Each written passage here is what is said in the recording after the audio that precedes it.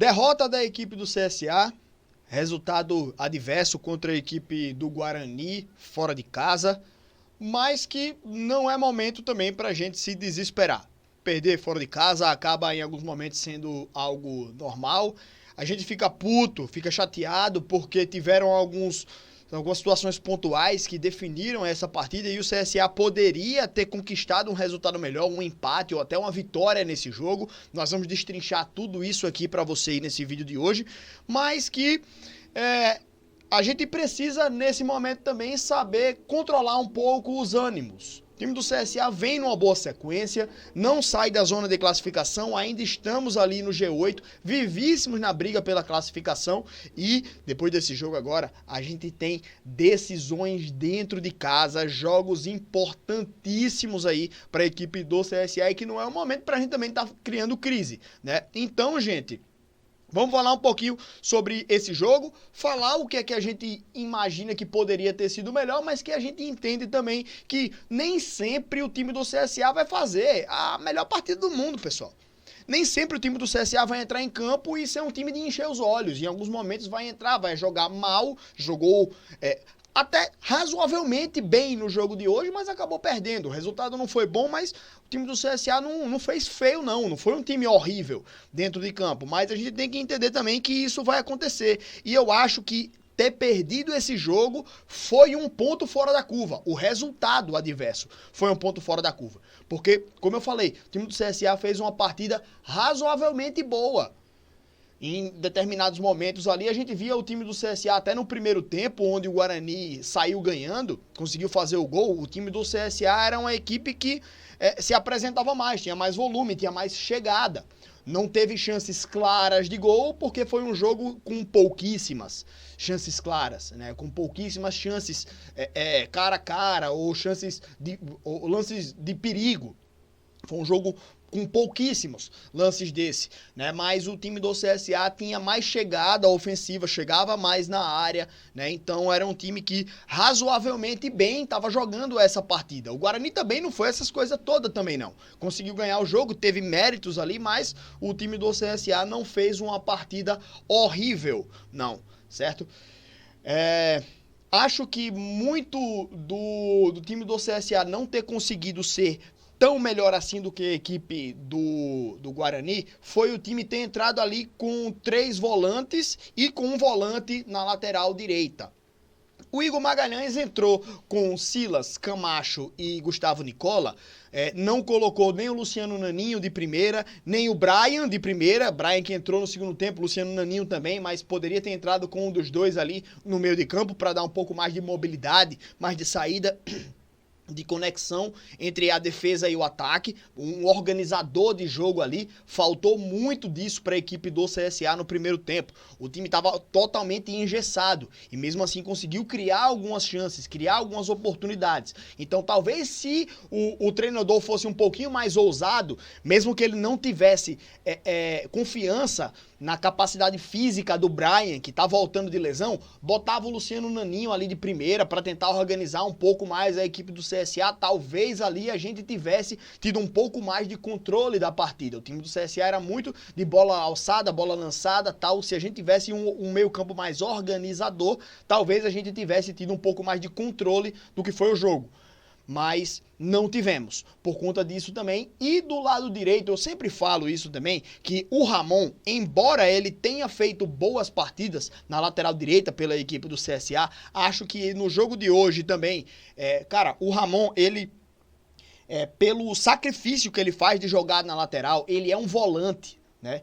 Então ele não tem o cacuete de lateral, ele não tem aquela manha do lateral de chegar num lance ali e fazer a jogadinha ali que o lateral sempre faz. Ele não tem esse cacuete, não tem a velocidade, não tem a mentalidade lá da infiltração, da jogada de profundidade e tal, de cobertura, tudo. Ele não tem isso 100%, né? Ele pode até quebrar um galho, mas ele não é um lateral direito. Então ali a gente acabou engessando bastante essa saída, né? Inclusive no final do jogo lá, quando o treinador mantém o Ramon e tira o Enzo do lado esquerdo, o Enzo era uma válvula de escape, o Ramon não.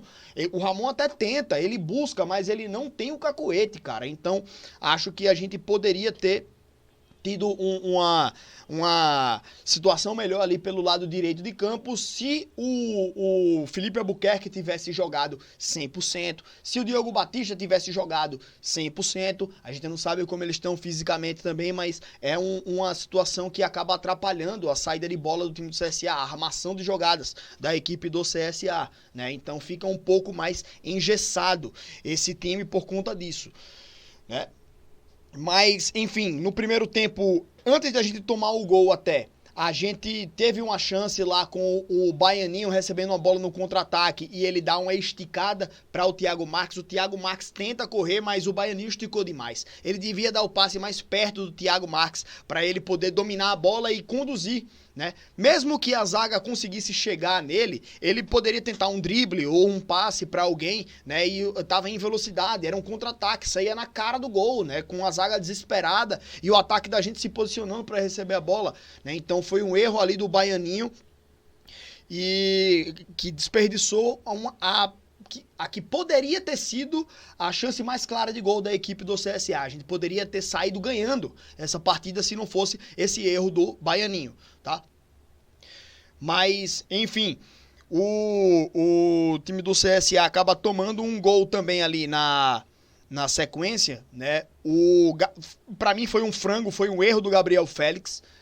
Foi um erro coletivo da defesa. A defesa do CSA falha, o cruzamento passa por todo mundo, o Betão não consegue tirar a bola, mas o atacante também falha ali. Se a zaga falhou, o atacante também falhou, mas o atacante bate, a bola bate nele e vai caminhando com ele. O goleiro, o Gabriel Félix, ficou olhando o atacante e correndo para trás. O Gabriel Félix entrou no gol e estava dentro do gol, olhando a bola entrando. E quando ele tenta ir para cima da bola, o atacante só protege, se joga na frente, a bola entra, tal, não sei o quê, e gol. Porra, o Gabriel Félix deveria ter atacado a bola. Pra mim foi o erro mais de falta de imposição do goleiro, né? Ele foi muito passivo no lance, ele ficou esperando a definição da jogada ali. Na hora que a bola passa por todo mundo que bate no atacante, ele tem que se jogar em cima da bola, em cima do cara ali, tromba com ele, dá uma joelhada na cara dele, leva uma joelhada na cara, dá um murro, uma cotovelada na cara dele, sai na porrada com ele lá no meio da área, mas não deixa a porra da bola entrar no gol, Gabriel. Puta que pariu, velho. Então a gente toma um gol ali por conta da falha, a falta de imposição do goleiro no lance. Ele ficou esperando a definição da jogada sem tomar uma atitude ali. Ele devia ter atacado a bola. Ele ia pra cima, se jogava de tudo que era jeito. Depois viu o que ia acontecer, sabe? Mas falhou ali o Gabriel Félix, então a gente acaba tomando esse primeiro gol, né? Então, teve até o momento do replay ali que mostra que o jogador do Guarani cai com o cotovelo em cima da bola, mas ele tá com o braço aqui assim colado, né? Então não tem como o cara jogar sem o braço. Então ele cai meio que assim, não é que ele tá com o braço pro lado, ele tá com o braço assim. Então é um lance difícil de ver e que, pô, é muito difícil também do jogador tirar o braço ali no lance lá, tal, não sei o que, velho. Esse lance daí, assim, embora tenha batido com o cotovelo, que é proibido, na bola antes dela entrar no gol, então, em tese, foi um gol de cotovelo, né? É um lance que eu acho que eu não teria marcado invalidado esse gol por conta disso, não. Tá ligado? Não sei também o que a regra diz, essa situação. A câmera também não é 100% clara para mostrar a influência que ele tem no lance, né? Tocando com o cotovelo. Enfim, né? Gol marcado pros caras e a gente acaba saindo atrás no placar. Mas vamos lá. Ainda assim, criticando o Gabriel Félix, acho que ele é o principal goleiro que o time do CSA tem no elenco. Inclusive, no primeiro tempo, ele faz uma boa defesa também, que ele desvia a bola e ela bate na trave e volta, né? Um chute cruzado lá do lateral esquerdo dos caras, faz uma boa defesa ali, né? Meio que a queima-roupa, o chute do cara, ele ainda consegue desviar a bola, ela bate na trave depois e sai. Então, mesmo tendo falhado ali, acho que o Gabriel Félix tem crédito aí no gol do CSA. No segundo tempo, entram o Brian e o Luciano Naninho para tentar dar um pouco mais de criatividade no meio de campo do CSA. Saem o Silas e o Baianinho que foi um pouco apagado nesse jogo aí agora, tomou um cartão no primeiro tempo, no lance sem bola ali, que ele tá disputando com o zagueiro, ele dá uma abraçada no cara assim pra trás, e sem bola ele toma um cartão ali à toa, né? Então, saiu por conta disso também, eu acho. E aí entra o Brian, Luciano, Naninho, fica o Naninho centralizado, o Brian jogando mais pela direita, mas flutuando também pelo jogo e dando espaço para o Ramon infiltrar. E aí foi um problema. Acho que deveria ter tirado o Ramon e colocado um lateral de ofício ali, que tenha essa noção da jogada em profundidade, já que tinha o Brian ali que puxa para o meio, abre o corredor. O Ramon teve muitas oportunidades, mas não acertava um cruzamento. Ele não tem o cacuete de lateral, pô. Então, esse daí também acho que foi um erro de estratégia do Carequinha, né, do Igor Magalhães. Então, acho que poderia ter tirado o Ramon e colocado um jogador de lado de campo que tivesse o cacuete de jogar pelo lado de campo, de acertar os cruzamentos. O Felipe Albuquerque, muito por exemplo, poderia ter entrado ali, ao invés dele tirar o Enzo e colocar o Roberto, né? O Roberto entrou, cara, o Roberto não acertou nada. Perdeu todas as disputas, perdeu todos os duelos. O Roberto tá nitidamente fora de forma, lento, não recompõe rápido, né? Então, assim, muito por isso também o Enzo é titular absoluto desse time, né? E o Roberto, ele não consegue acompanhar uma jogada em velocidade, fazia falta o tempo inteiro porque não tinha tempo de bola, não conseguia o desarme, né? Não conseguia se recompor no lance a tempo, então precisava sempre fazer a falta. Então, pra mim, até o pior em campo hoje foi o Roberto, cara. Péssimo, péssimo mesmo. Eu sou fã, admiro demais o estilo de jogo do Roberto, mas fisicamente ele tá horrível, horrível. Pra mim foi o pior em campo. Hoje o Roberto não acertou nada e matou a nossa lateral esquerda. Matou, a gente não tinha nada, não tinha mais jogada lá do lado esquerdo, né? Que era nossa principal válvula de escape. Mas, então, o Roberto entrou ali e eu acho que, ao invés de ter tirado o Enzo e colocado o Roberto, deveria ter tirado o Ramon e colocado, por exemplo, o Felipe Albuquerque. A gente teria ganho a lateral direita. Ao contrário, a gente matou as duas. Sabe? Então, pra mim, foi um dos grandes erros aí do treinador no segundo tempo.